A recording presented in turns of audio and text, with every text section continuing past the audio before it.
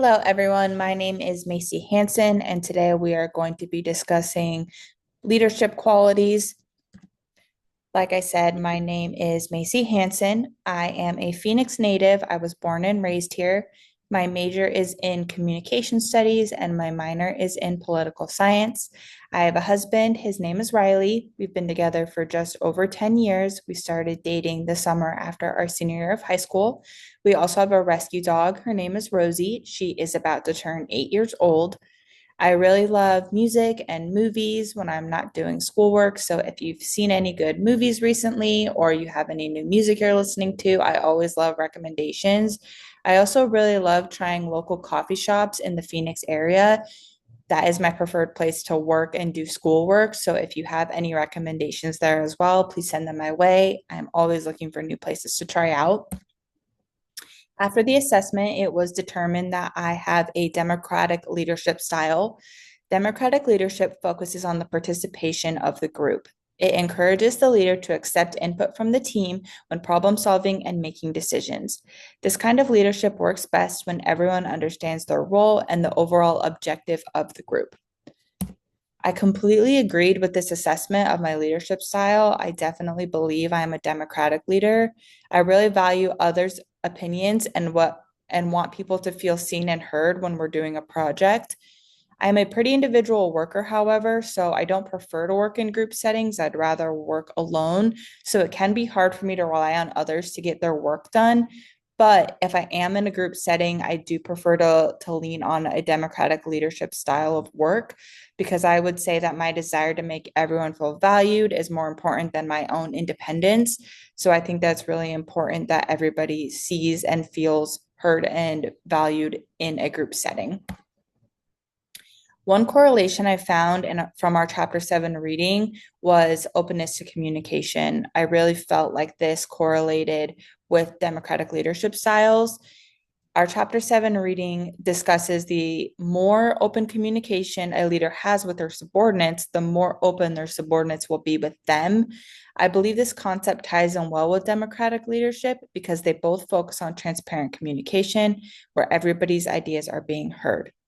In my opinion, it is not possible to be a democratic leader without the ability to have open communication. Open communication gives the leader the opportunity to share their ideas while allowing the subordinate to give feedback without fear of retribution.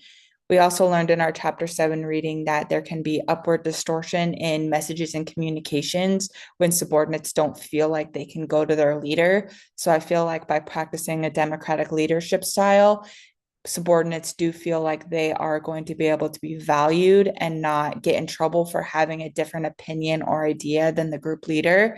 So I really do find that's important when leading a group because that way we can get the best information and the best possible outcome of the project and not just what me as a leader might think is right. A major barrier in democratic leadership can be falling into a pattern of groupthink. Groupthink happens when groups think they are invulnerable. They are so certain that what they're doing is right and they cannot possibly be wrong. This can cause the group to be close minded and unaware of their biases. It also can cause a slowdown in problem solving because nobody wants to actually speak up and give their opinion because they would rather just go along with whatever the group wants to do. And hand in hand with that, this can also lead to the pressure to conform and not go against the status quo of the group. So, if an individual does feel differently than the whole group does, it can make them feel like they are not able to speak their mind.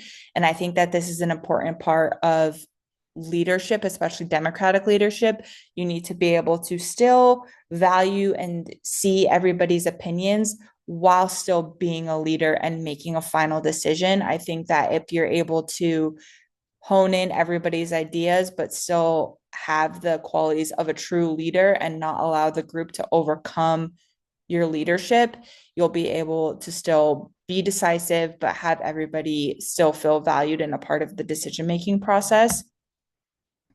In conclusion, understanding the type of leadership that highlights your skills will make you the most effective leader. Being able to inspire and work cohesively within a group and complete the tasks at hand should be the ultimate goal of a leader. Being able to know the barriers and setbacks that come with your leadership style is paramount.